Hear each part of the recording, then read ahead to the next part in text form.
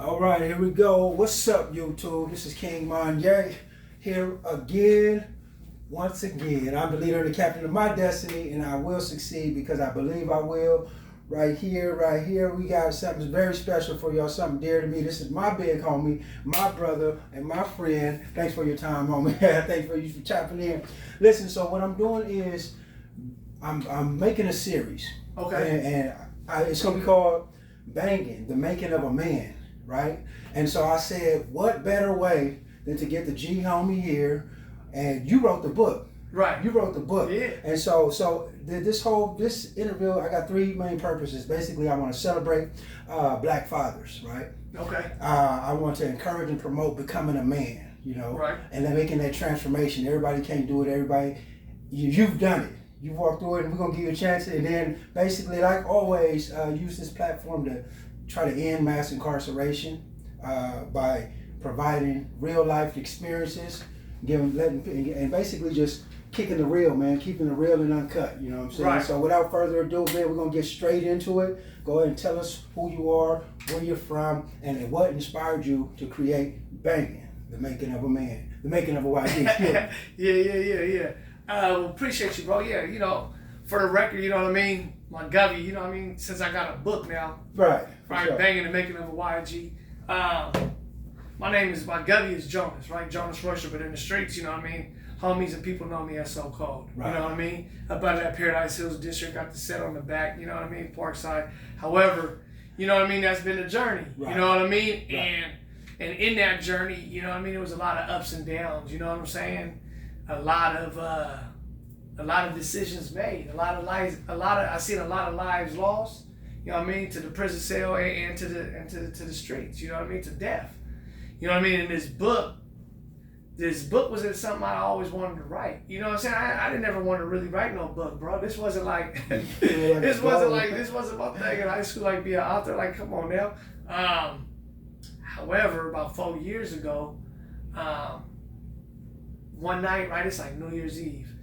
Just get a big old house, right? I moved from Dago and I moved up to Hemet, right? The reason I do that is because my wife and I want to have another daughter. We got a son, we want another child. I'm like, look, I'm not finna be putting these kids in this daycare, bro. This is $700 a month for one, real talk. Right? And which I had, it's like we haven't repaired. So I'm like, you know what? Let's move out there. Got a big old house. I'm on a golf course. Call all the homies. Yo, bro, come. Yeah. You know what I'm saying? Bolo just get out, my homeboy Bolo that was on the same case with me years back. He had just touched down. Got a gang of homies. I got like 20 homies at the house. Right. Sitting at the house. Mind you, at the time I'm hustling. Right. I'm not a square at this time. So I got what I'm hustling. You know what I'm saying? Right. I got fat kegs. It's going in. Now mind you, I'm a drinker. Okay. You know, you remember your yeah. You know what I'm saying? Saucy drink, right?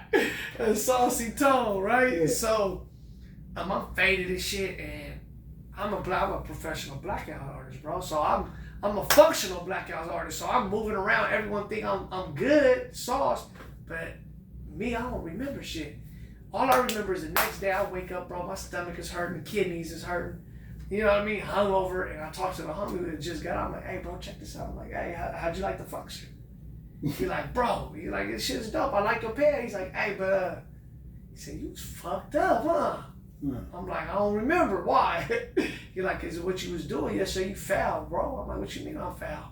He's like, how you was treating your wife, that's foul, homie. Yeah. He's like, how you was treating your kids, that's foul. How you was talking to us, nigga, you lucky you're the homie. You know what I mean? Because we would have been, you know what I mean, getting it up. I'm like, what you talking about? He's like, yeah, the homies told me this is how you be acting. Yeah. And right there as he said that, bro, I was hot, nigga. I'm like, damn, the same niggas I was ready to go to jail for, ready to die for, fight a life case for, yeah. You behind my back now talking about me. You know what I'm saying? I was hurt, nigga. Whatever else he said, I didn't hear. It was like womp, womp, womp, like Charlie Brown's teacher, right? Yeah. And at that moment, I told myself, never again. I said, never again am I gonna be the laughing stock of the homies. You know what I'm saying? Y'all got me fucked up. I'm gonna show y'all. And to be honest, that's how the transformation started. Out of pure revenge, like I'm gonna show you. Right. You know what I'm saying? And in that moment, within the next about 2 weeks, as I sobered up for 2 weeks, and now I've been sober for 4 years, something told me to write the book. It said, write Bangin. It said, write the book And you'll talk to people that have lived a life like you, and you'll touch a gang of lives. For sure. And I was like, bro, I don't even know how to do that shit. Tell you mentioned caught a life case. You almost caught a life sentence. Yeah. Tell us about that, man. So if you can, tell us the part you can tell us about. Yeah, for sure. Yeah, I sure ain't finna tell on you. Just tell on myself. However, whatever I'm gonna say is a court document. You know this what I is mean? public record. It's public record, right? So 2003, right? I had just got out the county jail. Right. I've been out like 4 months, right? And if y'all ever been to San Diego, man, back in the early 2000s, there was this, I called myself pimping at that time, right? And so there's this. Like everybody, that's the thing, right? Yeah. Everybody was pimping at the time, but where'd they get the game from? Yeah. Wait, that's another story. So right, we on the blaze. So this chick I'm hollering at, her and her homegirl stayed right there on Oklahoma Boulevard, right between 35th and 37th, right there by the right down the street from that car lot that was right there across from the school. I think it was Cherokee. I think we was on Cherokee. Okay. And I'm sitting there, right? I'm chilling with baby. I'm watching BET. You know what I mean? It's like 7 o'clock, and it's April. I think it's like second week of April, and me and baby watching TV, and a homie is sitting next to me, right? And his cell phone ring. And I look, and he keep letting it ring. In my head, I'm like, bro, like, cut that shit. You know what I mean? I'm watching this video, I'm chilling with baby. Don't nobody want to hear no phone ring. Yeah. And then he like, I hear him say hello, and I'm still chilling. I'm watching the TV, looking at baby like, yeah, you know what I mean? Little Nelly video on, you know what I mean? Mm-hmm. And then I hear him say, what? He said, nah, I mean, you lying. And so when I said that, I leaned in. You know what I mean? I'm ear hustling now. And he like, for real? And so then he clicked, and then I look at him, and like, hey, Kold, hey, turn to channel 10. I'm like, nah, nigga, I ain't turning to channel 10. What you want me to? I'm chilling with baby. He's like, nah, blood, turn to channel 10, my nigga. And so I'm like, all right, so I grab the remote, boom. Hit the 1 and the 0, hit the enter, and then the TV, it starts to pan, right? Whoever doing the video, boom, is panning. It's like a mall. There's daylight still. Then boom, you see a woman, she crying. Then you see, boom, it gets to the middle. And in the middle, there's a sheet, a white sheet. And you see the outline of the body underneath the sheet. And then I see the bottom of the shoes, because the shoes ain't covered. You get what I'm saying? Like the bottom soles? Yeah, soles of the shoes. Soles of the shoes are sticking out. Mm-hmm. And I know who exact shoes those was, you know what I mean? Yeah, damn. Yeah, it was the homie Macamillion, rest in paradise, you know what I mean? Because at that moment, that's when we was all wearing hush puppies. And so the hush puppies on the bottom, you know what I mean, had that little heel. It was like a gum sole, you know what I mean? Yeah. It had that heel. And as soon as I seen that, I already knew what was happening. You know what I mean? Got on the phone, called a couple homies. You know what I mean? I didn't have no thing on me. You know what I mean? Some of us was taught to have them in certain areas. Is how I was raised. You know, you had a man of arms. You know what I mean? Right. You know, Minister of Information. There's a channel that we had to go through. So we went through the proper channels. Next thing I know, you know, we got what we needed to get.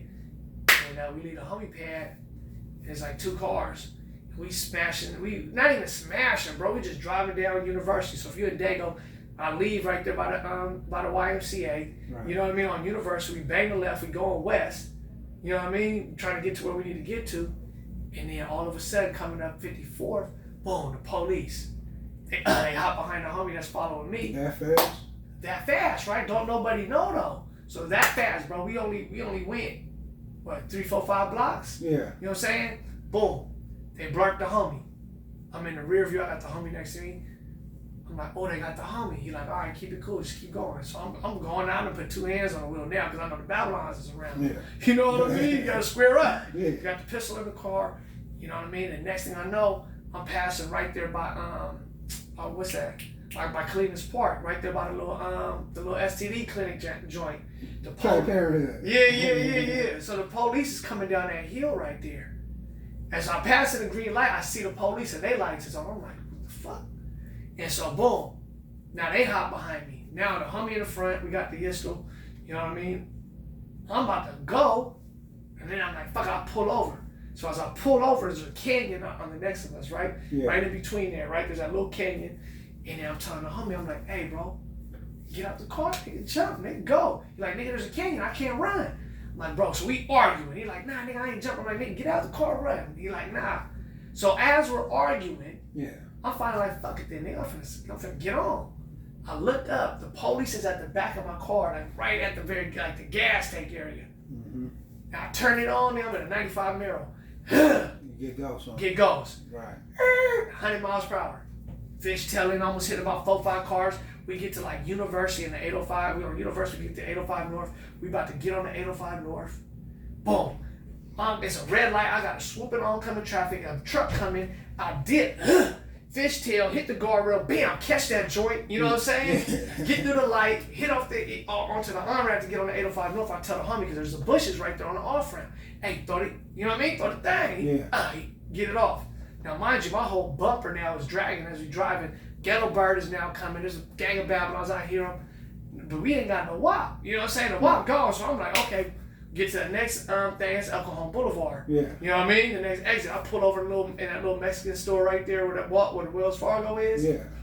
Pull over. I'm thinking we good. We go. Pancho Villa or something. Yeah. You know, that's the end of the blast. The beginning of the blade, depending on which way you go, right? Right. And so they come, they get the, you know, whoop, they talking, and then all of a sudden the officer say, hey, you know, we found that pistol you threw.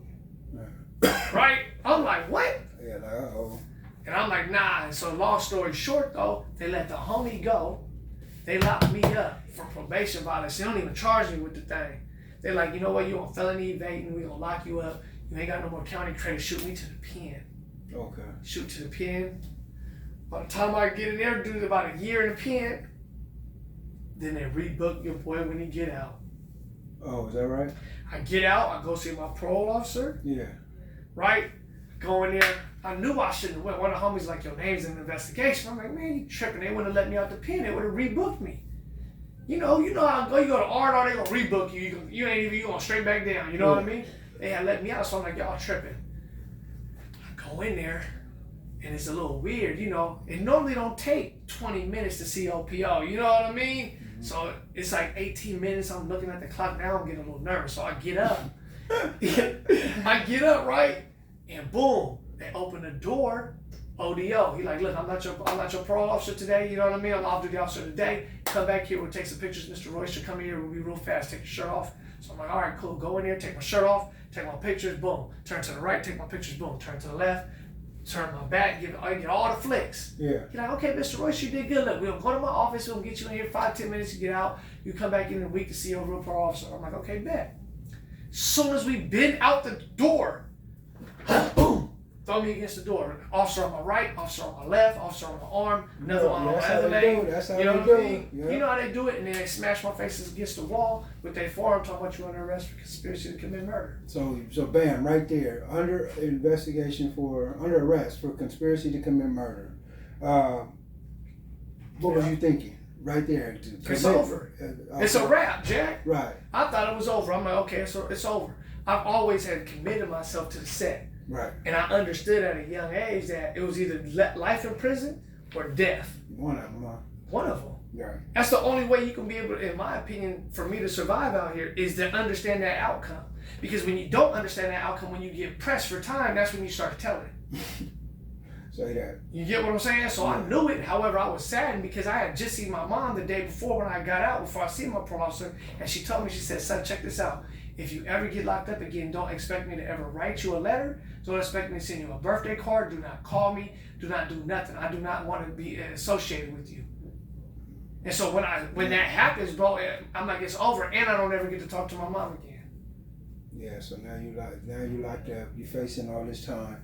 That was a lot of stuff. That was a lot of crazy stuff, man, from the high speed chase and all that. So you thinking it's over right now? It's a wrap. Thinking it's over. Plus your mom's ain't. You know, moms is like a lifeline. You know what it is. If you got your mama or your grandmama, right. You know what I'm saying, or pops. When you're doing that time, if you got nobody, you're like, oh shit. It's over. It's over. And so, how did you cope? How did you cope? Being in jail, did you eventually go to prison for that? Yeah, I fought the case for a year. You know what I'm saying? They ended up coming with a deal like a week before trial. Mm-hmm. There was 13 of us, 2 women, 11 men. you know, by the time I go into court that day, they had already gave the homie had signed for like 15 years with 85. Once one of the homies signed for 15 with 85 and they came at me with a little weak ass deal, I was like, well shit, you know, I'm gonna hop on it. Right. You know what I mean? I ended up getting 4 with half. Okay. You know, conspiracy to shoot out of a moving vehicle and possession of a firearm. Okay. And so describe what was prison like when you did that for. You did 4. Basically, what was it like? Honestly, did you have any fears? Whatever. Yeah. I mean, the first time, I remember the first time I went, right before that was when I had my most fear, right? Because I ain't never been. Okay. You get what I'm saying? And that was nerve wracking. So and I'm gonna keep it a buck. Yeah. You know, I ain't had no older homie like from my immediate elite circle. Yeah. Ain't no one had went to the pen. Okay. So I was the first to go to the pen and then had to walk it off. You know what I mean? Which it ain't nothing. Everyone that went to the penitentiary, that's if you in that life, right? However, yeah, it was nerve wracking in the sense like ain't nobody from my actual, you know what I'm saying? My turf. Right. Like from the bigger organization, there's a gang of homies. You get what I'm saying? But my crew, you know what I mean? So y'all was all sharp. You was from a generation. Y'all was sharp, man. Everybody, you know, the best had done it and got away with it. And that's just and I shouldn't say that, you know, as though I'm promoting crime. Right. But I say that be safe because they say be good or be good at it. Right. You know, and so like you said, but you just happen to be the first one of the generation to go down and do some time, right? Yep, I'm the one. And so you when you're doing that time, what was your thought process? What was you thinking? Was there any change going on, or is it still, you know what I'm saying? The first time there was no change. This time, the second time. The second time, there was a moment when I'm sitting on reception, right? So I signed a deal. You know, it's been a year. I get into reception. I'm at Donovan, right? I'm on the 4-yard, and the homie who was on the case, right? And he ended up going to medical. And when he goes to medical, I'm sitting in there, I'm looking at the cell, boom, and then, you know, they got the little mirrors and shit. I'm looking at myself, so I'm about to shave, and then the whole time I'm blaming one of my homies because some words that he had said, you know, on the tape. You get what I'm saying? You know, just how he was talking kind of loose. You get what I'm saying? And I'm blaming all the homies for just talking loose and never point. Hey, everybody, it's everyone else's fault but mine, right? You sharp. I'm the sharp one, but I'm the only dummy coming to the pen first, right? And so as I'm blaming everybody, it finally hit me as I'm looking in the mirror and there's nobody around. I'm like, oh. I'm like, it ain't nobody else's fault, it's your fault. Did no one put the gun in your hand? Did no one make you pick up that phone call to call nobody? Did no one tell you to go on a high-speed chase? You did all that. Did no one force you to bang? It was by your choice. And that, on that second time, I started to understand that I can't blame nobody no more. It's by my choice. Now, however, I still making those choices to be involved, but now there was no more pointing the finger at everybody in the sense of like, man, my homie done fucked up. You get what I'm saying? Right. So, and then that last time, now the change, I'm gonna keep it a buck with you. The change didn't come till I was out, long after I discharged. The change came after that event, right? When the change came when you was getting faded, and you was, you know, the homies was talking about how you was disrespecting and treating your family, and then you didn't like how you were perceived by the homies as far as how you treating them. They was clowning. It was clowning me, bro. They was clowning, and then you was looking kind of goofy. Like a goofball. And you didn't like that because that ain't how you is. And so for you, that was enough to really shake you up. But for say for those who's really deeply entrenched, say to the 15-year-old, to the 17-year-old, who all they know is the set. All they live and die, everything they do, they live, they wake up for the set.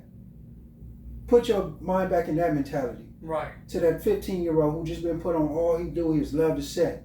What do you say to that 15-year-old as far as put yourself in your mentality? What was your definition at 15 of a man? At 15. Be loyal to the homies. Be loyal to the set. Be loyal to the set because the set loved me. Never run, never snitch, never fall. Never run, never snitch, never fall. You know what I mean? Catching all fades, regardless if I'm scared or not. You know what I mean? Like, that's just what it was. And to be a man was not to be weak. And so not to be weak meant to fight. Meant to act in violence when someone did something to you, because there's no thinking, bro. It's all reaction. Right. You know what I'm saying? Like someone do something to you, you have to do something back. Right. Now, mind you, you know what I'm saying? So that mentality was there. You know, however, I wasn't the guy that walked around with his chest poked out either, though.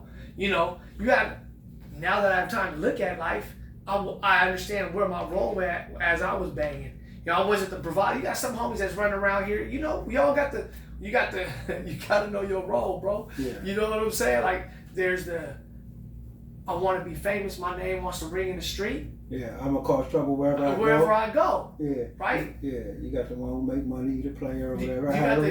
You got to know what role, right? Yeah. And I was a supportive homie, meaning that whatever the homies want to do, they can always call on me because I didn't have no family. So I realized that my word was my word, and what I wanted to be was the most loyal homie to the homie. So whatever the homies called me to do something, they call my play. Like, hey, Kold, it's time to get in the game, coach. I was in the game. For sure. You get what I'm saying? And because I didn't want to feel lonely anymore like I did in my own household.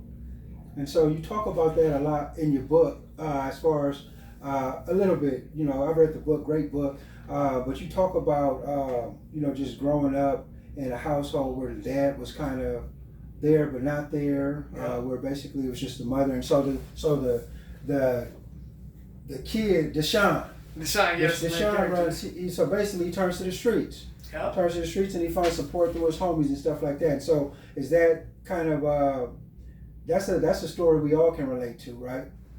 Growing up in the ghetto, growing up in the urban communities, right? Yeah. And so that was something that I can relate to, man. There was a lot of good points in there that I can relate to. But is your book inspired off of your life experience or parts of it, or it's inspired by the culture and my life experiences, okay. Right? And so those feelings that you read in Deshaun, those emotions in Deshaun, those emotions that are in Pernell, in B. Braves, those are like real emotions. Some majority of them coming from me, okay. Right? Because I felt that before. I felt those times of loss, distrust, anger, revenge. You get what I'm saying? Yeah. And I was able to draw from other homies and other people I've been around and some of their characteristics and put them in the book. But now everything in that book, event-wise, that's all fake, Jay. Right, yeah. We know the events is fake, man. The events is fake. Yeah, but they just, what is it, fiction? It's all or non-fiction. It's non-fiction, right? Hey, man. However, though, it's a cold parallel. It's a cold parallel to my life on how Deshaun was raised, right? Hey, you know what I mean? I sure appreciate your time. I don't want to cut it short. Like I said, this is gonna be a series, man. Okay. Well, this is gonna be a series where we sit down and really chop game because about what it means to be a man. But before we get there, we gotta let people understand that this ain't just some squares sitting here talking. This ain't somebody. This is some real G's. This is some real people who really live that life, who's really been there, and who's really has a story. And part of that story and that experience is to share it with others, like you said. And that's what you did by writing the book. That's what you did by stopping by and sharing some jewels with us. And so, for those who are stuck in the lifestyle, right? Right. Who's stuck in the lifestyle and all they know is banging, man. But they find themselves now a father.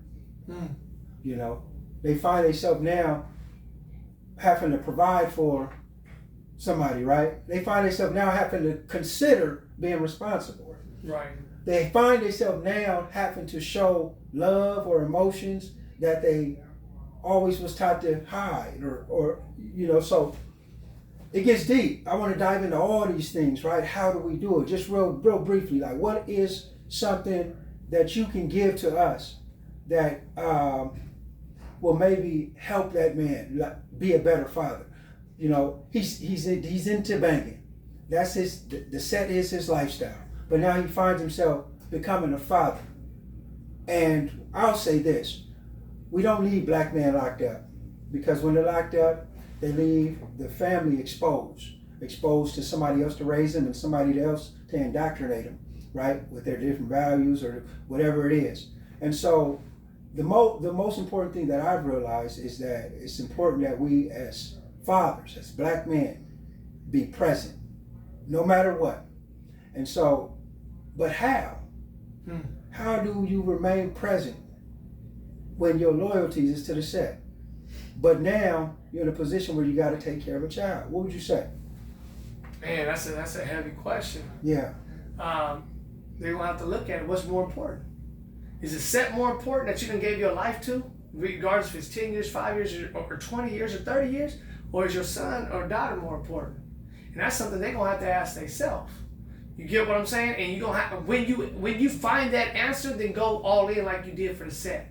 Like that's what I did. I'm like, I gave 25 to the set. I'm gonna keep it all the way a buck. In my mind, when that happened, I said, you know what? I gotta divorce the set. And that doesn't mean I'm ripping off and crossing out, whacking out my tattoos and all that. However, now I got to focus on myself. Right. I gave the set 25. Till death do us part, I was all that. Been shot at, all that. We done did all that. I said, you know what if I give 25 years to myself and my kids? Right. What that gonna look like? And so that's the question you gotta start asking yourself. And I ain't gonna say if you's a real one, but at the end of the day, I believe that your homies that you fuck with, right, they gonna respect that decision. Right. You know, you gonna have something that ain't. Mm-hmm. That's a consequence though. That's just like a consequence you was banging and amigos were trying to knock your head off. Yeah. However, what legacy you trying to leave? And in order to be present with your kids in your kids' life and be a man, you gotta be present in your own life first. And you gonna have to look within yourself. And you gonna have to uncover them dark secrets that you scared of, that you tired of. And you're gonna have to do some deep self-reflection. And it's gonna be hard. It's gonna be hard. It ain't gonna be an event. It ain't gonna be just. Nah, it's not gonna be just one. It ain't gonna be when you was 13. It's gonna be when you was 7. It's gonna be maybe when you was 6. Maybe when you was touched on by a little boy by the dude at the daycare. And understand why you treat women the way you treat women. Why you so aggressive to another man because a man done touched on you or something. Do you get what I'm saying? Like those are the conversations. Those are the things that you gonna have to ask yourself when you looking in the mirror. When you ain't high. When you ain't drunk, get sober. Get sober and deal with that shit. Man, look, I'm gonna tell you right now, that's one of the most challenging things in the world. What? You can't be sober. To be sober and deal with emotions. And deal with emotions. Deal with disappointments. Dude, deal with anger. That's a challenge. What? There's no way no more. I get to go run to the bottom. I get to go run to the sack. I get to go run to the trees. Right, man. That's a whole nother playing field. How tough are you? You ready to catch a fade with another man? Can you catch a fade with yourself? And that's what I admire about you, man. The transformation, the ability to stay sober, your sincerity throughout it all, man. And I don't see all the challenges, but I see the, you know what I'm saying? I see the positivity, you know what I'm saying? I see and so you're holding it together, you taking care of your family, you got your kids in your possession, and you my G homie, and for that, you know what I'm saying, I'm forever grateful, respect you, and I love you, man. And so y'all check out the book, man, Bangin, The Making of a YG. Tell them where they can find your book, and man, we're gonna close this thing out. Man, yeah, it's on anywhere you want to buy it, man. Go on Walmart.com, you can go to Barnes & Nobles, Amazon.com, put in Bangin, The Making of a YG. If you want to make it simple though and find your boy, go to www.jonasroyster.com. You can get the book on there. You can find me on Instagram with my Govey, Jonas Royster. Facebook, Jonas Royster. You know what I mean? In order to move from where to get to this, to be Jonas Royster, the author, I had to kill So Cold. And that right there is just so cold. You know, just to say, he said, you know what I'm saying? He said to live, he had to die. All right, so man, I appreciate it, man. Listen, I'm King Monye. I'm the leader and the captain of my destiny, and I will succeed because I believe I will. I was sitting here to inspire those who are great and sometimes tend to forget it.